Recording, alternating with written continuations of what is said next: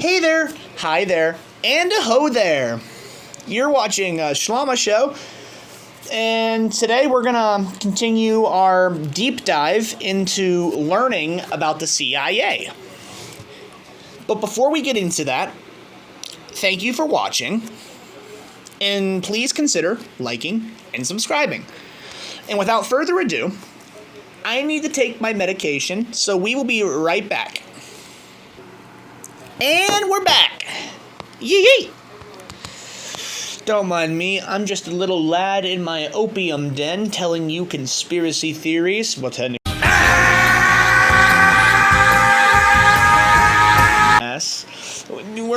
We're just tweaking here, talking to you about kook shit, as always. Thank you for watching. Thank you. And without further ado, James Forrestal. James Forrestal, February 15th, 1892, May 22nd, 1949, was the last cabinet-level United States Secretary of the Navy and the first Secretary of Defense. Now, we talked, I think, a little bit about the Secretary of Defense. I'm not going to do any recaps today because we're just getting straight into it. If you want to watch those videos, we have a playlist called the CIA Deep Dive. You can check all those out. We have a few out so far. We're going to be putting out as many as we can. This is public information. Forrestal came from a very strict middle-class Irish Catholic family. He was a successful financier on Wall Street before becoming Undersecretary of the Navy in 1940. He became the Secretary of the Navy in 1944 upon the death of his superior. FDR requested that Forrestal take the lead in building the Navy. In 1947, after the war ended, Truman appointed him to the Department of Defense.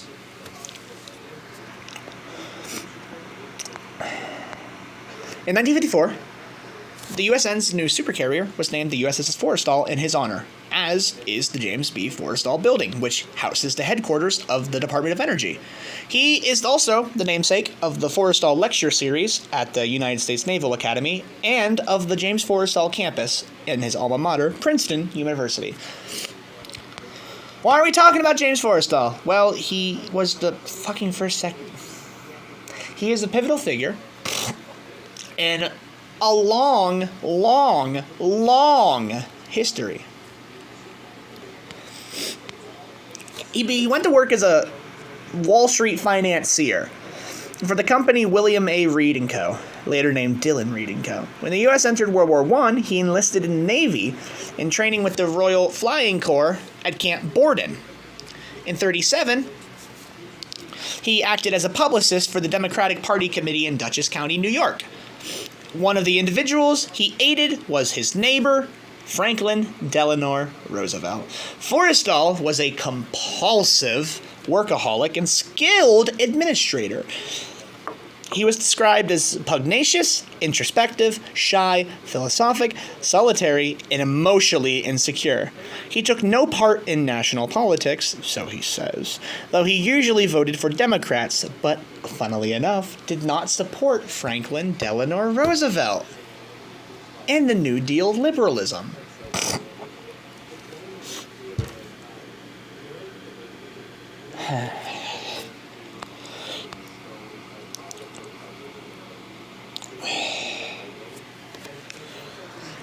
FDR appointed Forrestal as the Secretary Assistant in 1940. 6 weeks later, he was the Undersecretary of the Navy.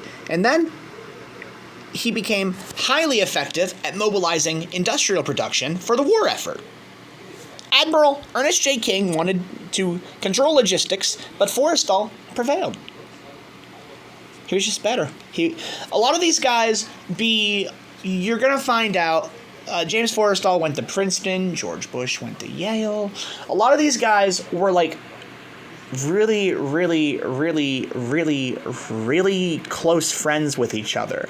I had to talk about FDR being friends and neighbors with Forrestal because that's kind of crucial, right?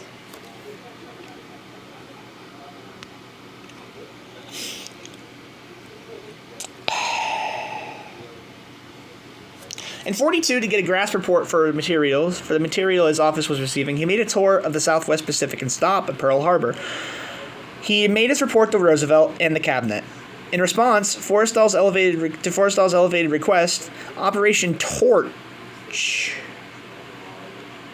who was more concerned with supplying Stimson, who was more concerned with supplying Operation Torch in North Africa toward Forrestal, you've got a bad case of localitis.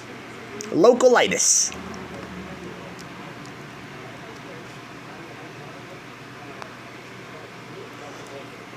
Which is, if you don't know, the alleged tendency of resident in-county staff for an organization to regard the officials and the people of his host county as clients. He always wanted to work. Always was looking for business.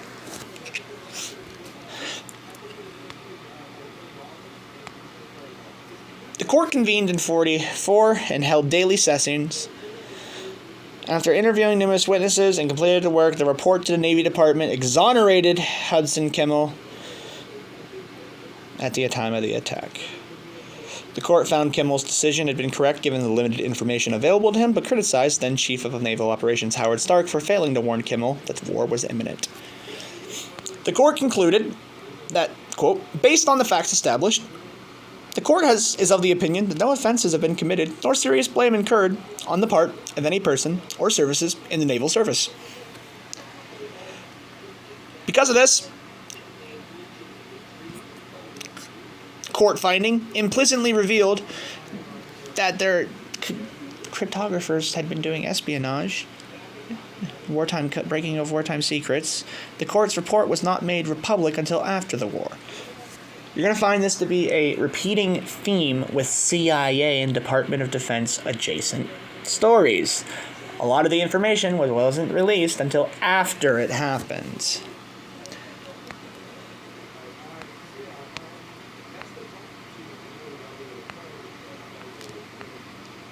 In 1947, when Truman enacted the National Security Act, he appointed James Forrestal as the first Secretary of Defense. Forrestal continued to advocate for complete racial integration of the services, a policy eventually implemented in 1949.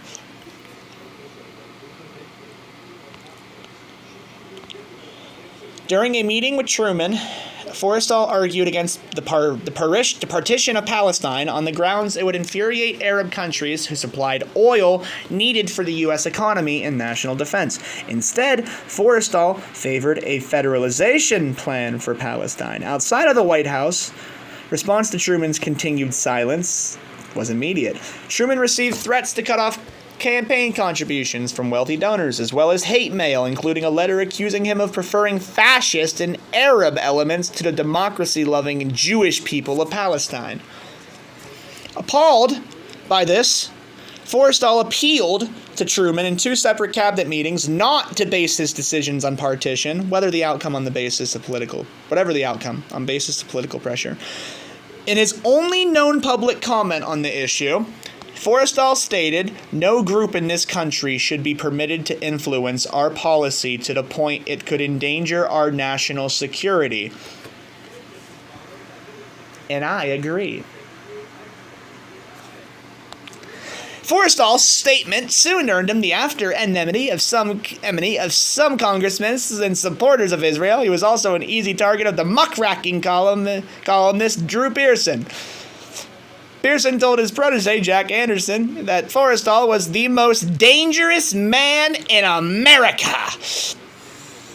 Upon taking his office as Secretary of Defense, Forrestal was surprised to learn that the administration did not budget for defense needs based on military threats posed by enemies of the U.S. and its interests. During the Reagan years, Paul Nitze reflected on the qualities which made a Secretary of Defense great: the ability to work with Congress, the ability for, quote, big-time management, and an ability for war planning. Nitze felt that felt that Forrestal was the only one possessed all three qualities together. By many, he is considered to be the alpha the alpha and the omega of the secretary position that he held. In 1948, Truman had approved military budgets billions of dollars below what the services were requesting, putting Forrestal in the middle of a fierce tug of war between the president and the Joint Chief of Staff. Dwight Eisenhower recorded he was in agreement with Forrestal's theories on the dangers of Soviet and international communist expansion. Eisenhower recalled that Forrestal had been, quote, the one man who, in the very midst of war, had always consoled caution and alertness in dealing with the Soviets. Eisenhower remembered on several occasions, while he was the Supreme Allied Commander, that he was visited by Forrestal, who carefully explained his thesis that the communists would never cease trying to destroy all representative government.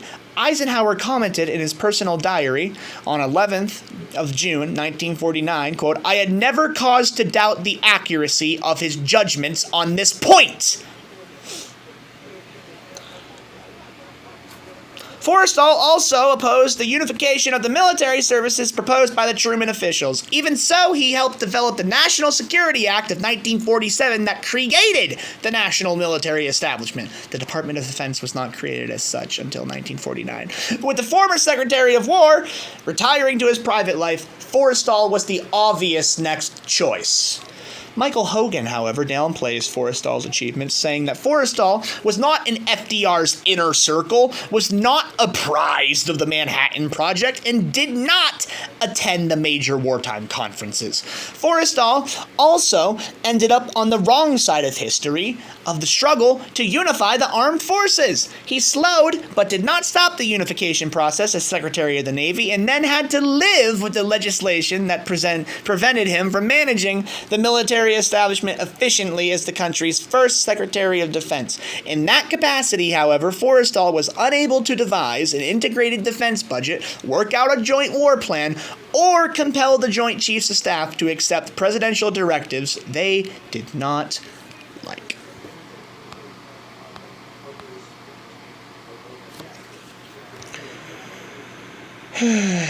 Weeks before... No, I read ahead, sorry. Eventually, though, we have to get to the end of today's video, at least, on James Forrestal. We have to talk about him resigning. So sad, so sad, so sad. I know.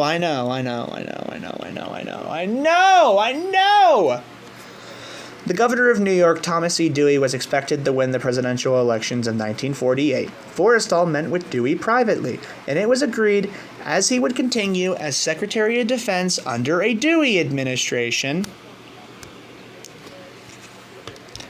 Unwittingly, Forrestal would trigger a series of events that not only undermine his already precarious position with Truman, but also contribute to the loss of his job, his failing health, and eventual demise. Weeks before the election, Pearson published an expose of the meetings between Dewey and Forrestal. Do I have a source? No source? Where's the source? Where's the source? No source today. No source today. Wah wah. By March 31st, 1949, Forrestal was out of a job. He was replaced by Lewis Johnson, an ardent supporter of Truman's defense retrenchment policy.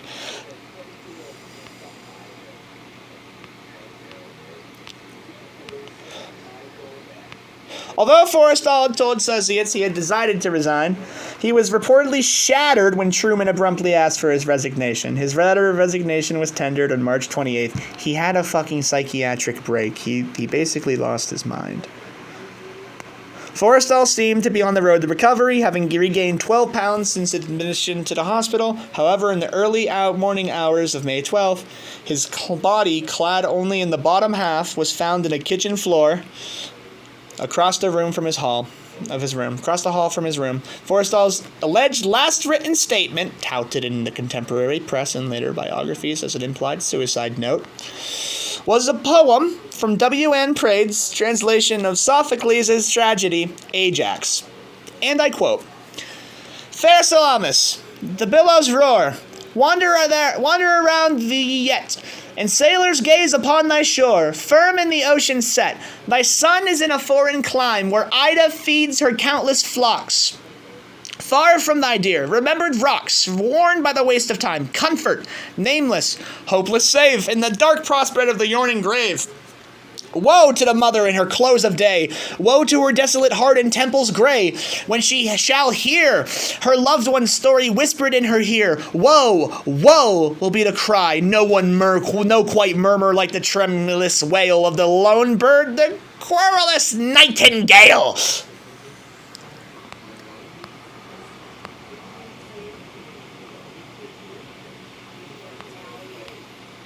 He was buried in Arlington National Cemetery. Possible conflicted personality. Biographer Arnold Rogo explores the pathos and tragedy of Forrestal's tormented life. They just he abandoned his religion very easily. He was a wasp elite. He was the one good Secretary of Defense, Secretary of whatever, Secretary of State. Well, on good, and they made him go fucking insane. Think about what they'll do to you. My name is Tanner. Have a good day. Bye!